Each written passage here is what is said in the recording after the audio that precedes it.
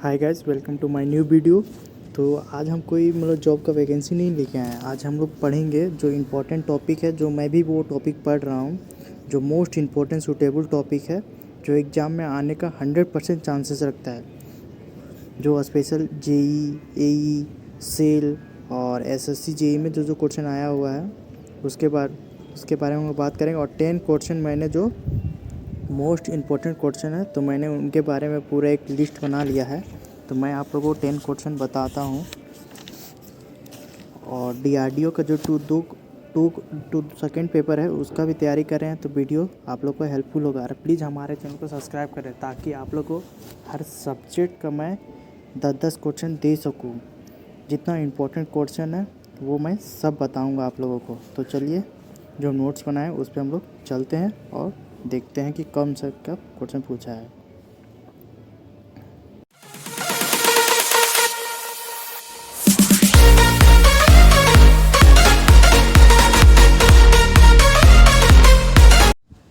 तो हम लोग नोट्स पे आ गए हैं। तो सबसे पहले आता है ग्रामीण जॉब वाला।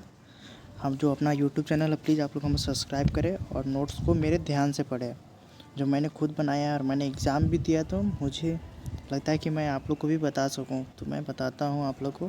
जो मैंने 10 क्वेश्चन लिया स्ट्रेंथ ऑफ मटेरियल से, मोस्ट इम्पोर्टेंट क्वेश्चन है, कब कब आया ये भी मैं बताते जाता हूँ आप लोग को। डीआरडीओ 2 जो सेकेंड पेपर है मैकेनिकल ब्रांच का, वो उसके लिए तो 100% है। सेल जेई ये तो 200% आएगा ही, यही प्रीवियस पेपर, ठीक है।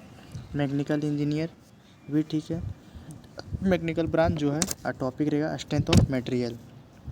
The unit of modulus of rigidly is the same of the थ्यूस ऑफ। तो ये क्या बोल रहा है, हिंदी में हम लोग समझेंगे क्या बोल रहा है। दृष्ट मापक की इकाई का सामान क्या है। जो दृष्ट मापक होता है उसका इकाई का सामान क्या है।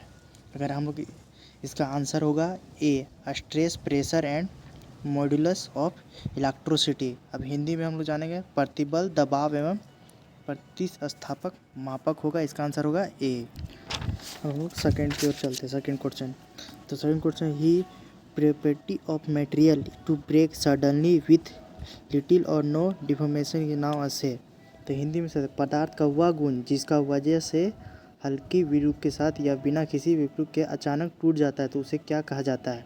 ये हिंदी में हो गया। तो इलास्टिसिटी, ब्रिटलनेस, मेलेबिलिटी, डक्टिलिटी। तो इसका आंसर होगा बी, ब्रिटलिटी, जिसको प्लस हिंदी में बोलेंगे भंगुरता। इसको हिंदी में बोलते हैं ब्रिटलनेस को बोलेंगे हिंदी में, है ना। अब हम लोग थर्ड देखेंगे। थर्ड क्या है।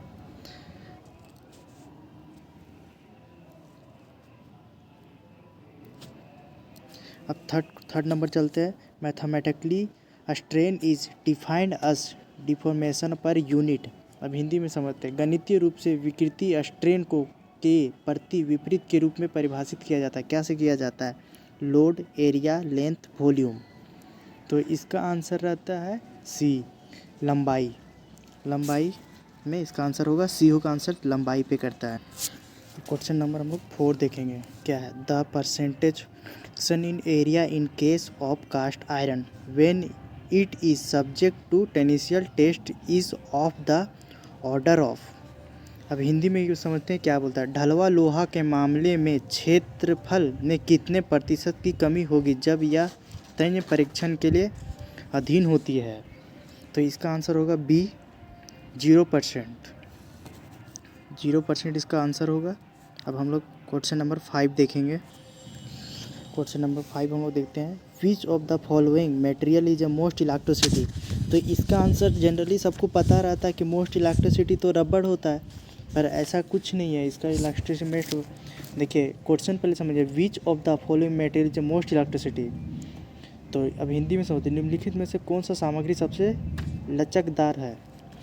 अब ये बताइए, आप लोग के जहन में आ रहा होगा कि इसका आंसर तो रबड़ होना चाहिए, क्योंकि मोस्ट इलेक्ट्रिसिटी तो रबड़ होता है, जो जितना भी टीनते वो टीन। पर इसका ये आंसर नहीं होगा, क्योंकि ये इसका आंसर गलत है। तो इसका आंसर होगा डी, होगा स्टील, इस्पात। इसका आंसर डी होगा, स्टील। और देखिए ये क्वेश्चन कब पूछा गया है। तो ये क्वेश्चन पूछा गया 4/3/2017 को सेल और एसएससी में पूछा गया था ये क्वेश्चन। अब हम लोग क्वेश्चन नंबर 6 देखेंगे कि अब 6 में क्या बोल रहा है। 6 देखते हैं हम लोग। तो क्वेश्चन नंबर 6 देखते हैं, the fatigue strength of material can be increase by which of the following features. देखिए क्या बोल रहे हैं हिंदी में, निम्नलिखित में से किस विषय के द्वारा धात्विक सामग्री की सहन शक्ति को बढ़ाया जाता है। किसके द्वारा बढ़ाया जाता है?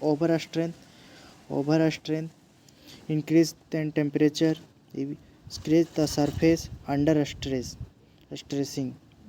तो इसके द्वारा ये होता है अंडर स्ट्रेसिंग के होता है, कम तनाव की स्थिति के कारण होता है। तो इसका आंसर होगा डी। 6 का आंसर होगा डी, कम तनाव की स्थिति में इसका आंसर होता है। अब हम लोग क्वेश्चन नंबर 7 देखेंगे।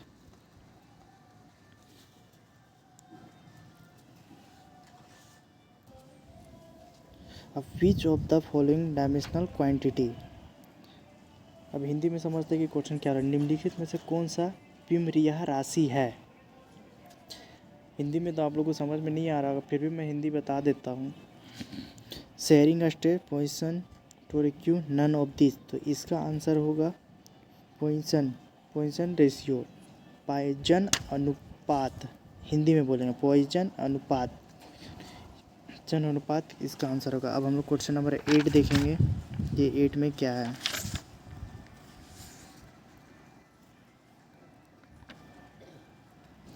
अब हम लोग क्वेश्चन नंबर 8 देखेंगे। What is the effect on the young modulus of a wire? Is the radius of wire subject to a load? P is the doubled. अब क्या बोलता है, अगर P के अधीन वाले तार को त्रिज्या की दुगनी कर देता है तो तार के यंग मापक के में क्या असर होगा। तो इसका आंसर आप लोग बताइए क्या होगा। तो इसका आंसर होगा हम लोग का डी, रिमाइंड अनफेसेंट होगा, अप्रवाहित रहता है, इसमें अप्रवाहित होता है, रिमाइंड अनफेसेंट। तो इसका आंसर होगा। अब हम लोग क्वेश्चन नंबर 9 देखेंगे कि क्या है हम लोग का क्वेश्चन नंबर 9।